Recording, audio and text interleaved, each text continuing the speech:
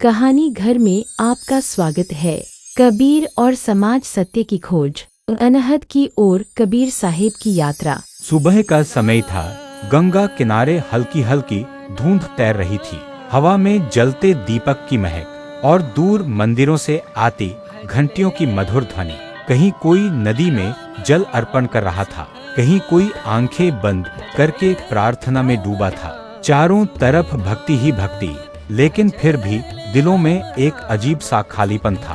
उसी घाट पर शांत बैठे थे कबीर। सफेद वस्त्र, सरल चेहरा और आंखों में सत्य को देखने की क्षमता।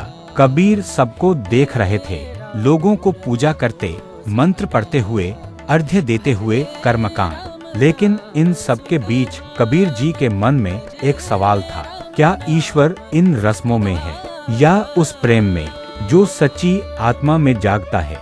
कबीर धीरे से मुस्कुराए और अपने आप से कहा, राम तो मन में बसे हैं मित्र, बाहर कहाँ ढूंढता है तू।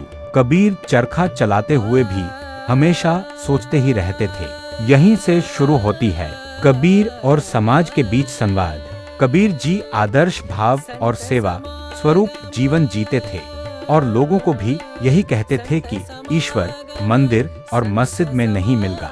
एक वृद्ध स्त्री ने धीरे से पूछा, तो ईश्वर कहाँ मिलते हैं कबीर? कबीर मुस्कुराए।